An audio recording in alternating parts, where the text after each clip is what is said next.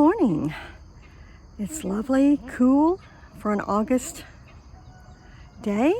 I'm here in my little kitchen garden and I use material that I can recycle a lot.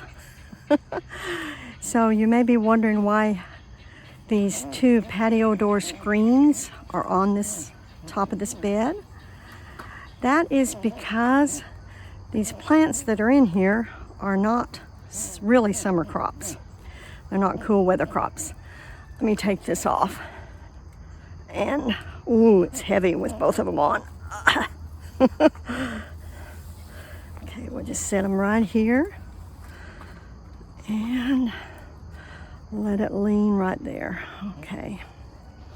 So as I said, these crops are not hot weather crops, they're cool weather crops. But I was doing an experiment.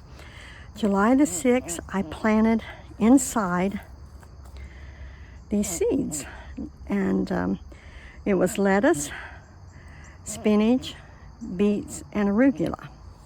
And let me get the seeds right here. I actually don't know what's come up. So I put the screen on top after I put these out on August the 6th. Planted them inside in flats on July the 6th. Brought them out August the 6th and put them in the bed, thinking, are they really going to make it? Especially the lettuce. Now, I watered it last night, so it's still kind of laying down, but it's really doing pretty good. It needs to be picked. So I thought, will it grow? And look how much it's grown. What is this, August 16th, 17th? So it's grown that much since August the 6th here in this bed. And I don't really know for sure what kind of lettuce, but I know this lettuce right here, and I'll have to figure out what kind it is. I don't think it's butter crunch, but that's what I planted. And I planted this mixed kind. I don't see any dark lettuce in among this, so I don't know how mixed that really is. But at either rate, it's growing good in this heat. I can't believe it. So I think that means that if I cover it with a screen, I can possibly have lettuce all summer long.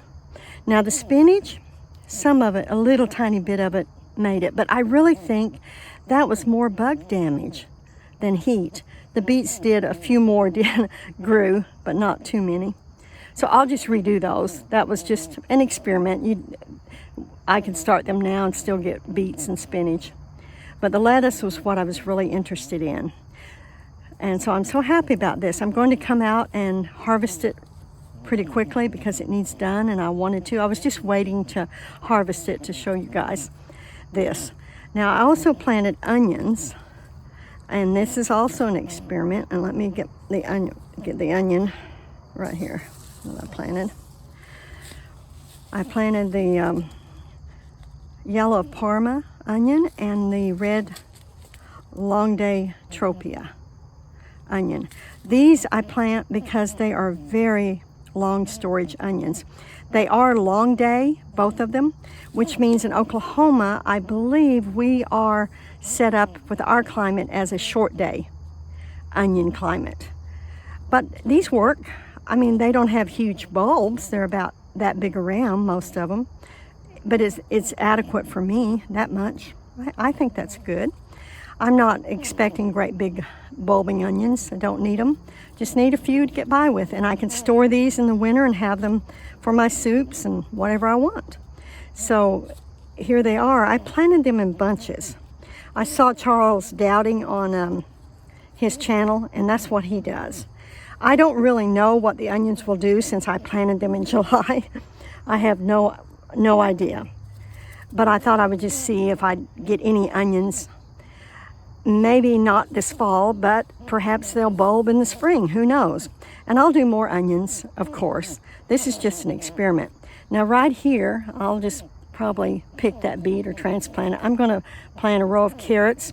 And I've got these, my sister bought these carrot seeds, and I have never heard of them before. Of course, there's so many seeds out there, you can't hear of everything. And they're actually only to be planted in the fall garden. I didn't even know there were carrots that you did that with. Okay, Kyoto Red. And on the back it says, must be planted in late summer, fall, winter, not for spring planting. So we're going to try these. We'll see what they do. So I'm going to plant a row here and possibly a row over somewhere over in here maybe, just to see. I like experimenting. I like this little smaller garden too. As my husband and I age, we'll probably have to cut down mostly just to this area with the raised beds. It will be difficult to do all the garden work that we do now as we age. Well, that's it for my project in this bed. I need to cover it up again with the screens. It's kind of fun to recycle. And less expensive too. These were just given to me. And my sister had, let me get that laid down. She had these right here, these hoops. I actually don't know if they were handmade, what their purpose was in the past, but don't they fit that bed beautifully? That was accidental. That was just sheer accident that they did that. So I can put a cover, a row cover too. I could use those to do row covers when I do brassicas in this bed, which I will do brassicas someday in this bed.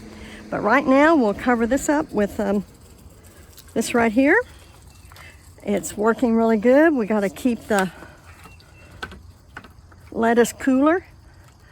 One screen probably wouldn't be enough to shade it, but 2 screens is perfect. As you can see, it's doing great. So now over here, let me get my seed package. I'm going to go over here and check and see how my little tiny container garden is doing. Spinach Malabar, it's coming up. Look at those big seeds. And purslane, and I can't remember what was in here. I've got the seed package, but they're coming up. They're doing all right. And here is a type of odd name spinach. Yeah, let me see. That spinach, it's really, I believe, more of a mustard. Yeah, here it is. It's more of a mustard, but they call it spinach. Komatsuna spinach. So probably I can start eating some of that. It looks like it's ready to pick a few leaves. We just wanted to try different greens and see what works. And you see my sweet potatoes are growing wild. I think I might get some sweet potatoes from that bed. Now here's the amaranth. Look at that. And I need to start coming out and plucking these leaves for salad. And here is my dwarf kale. Planted it now. Brassicas, it was a little early to plant those in August, but I did. And they're surviving. Now that dwarf kale, blue curled, that stuff, I don't need many plants, so I only have 2, but I might find a third one.